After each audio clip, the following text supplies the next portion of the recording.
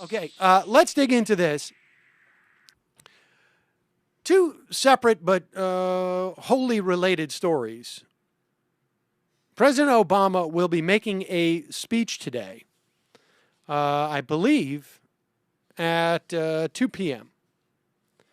And it will outline his refined counterterrorism policies that will include, by all reports, a program to transfer detainees from Guantanamo Bay and also placing tighter restrictions on the targeted killing program.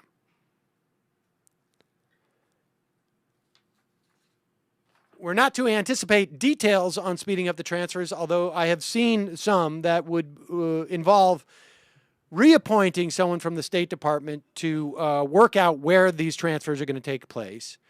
That many of the transfers will start with Yemen, apparently.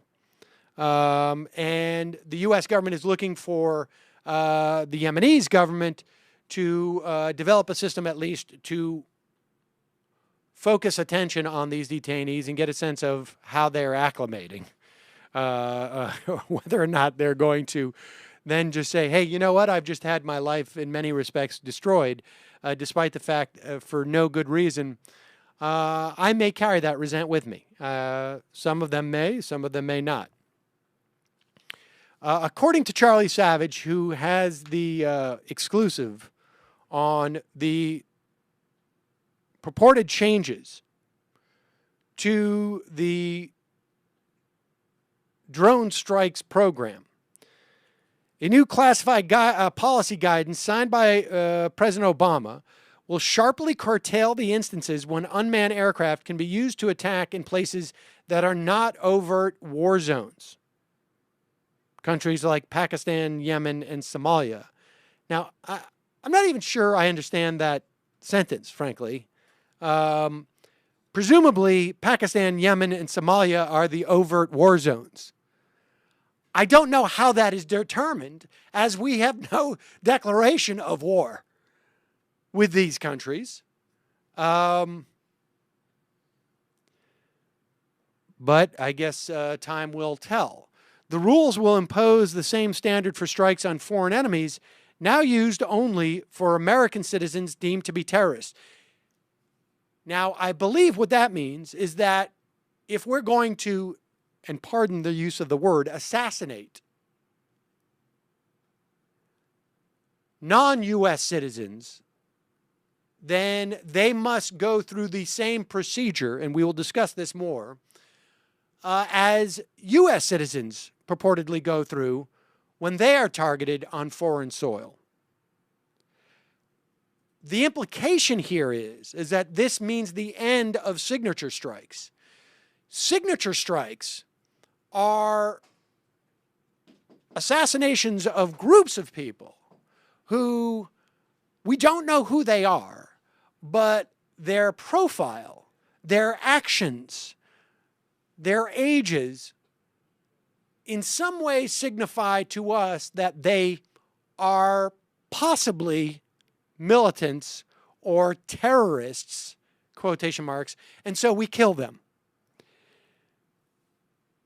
Thousands of people in Pakistan, hundreds in Yemen and Somalia have been killed in this fashion.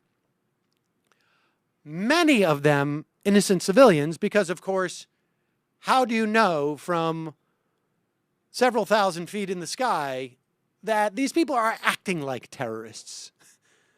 They're acting like combatants would act.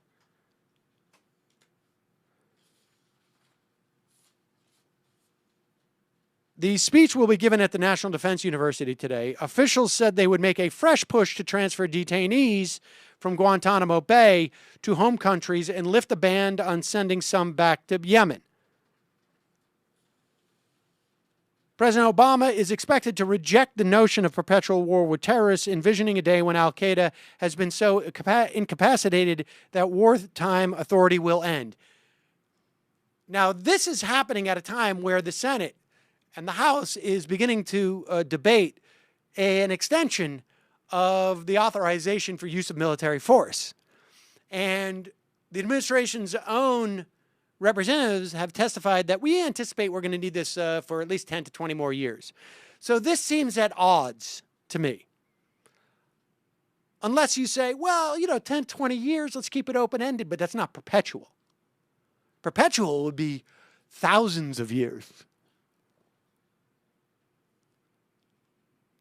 A White House official said President Obama will discuss why the use of drone strikes is necessary, legal, and just, while addressing the various issues raised by our use of targeted action. He may not explicitly say that the CIA will be relieved of much of these strikes and it will be presented to the military. However, this is supposedly part of the plan.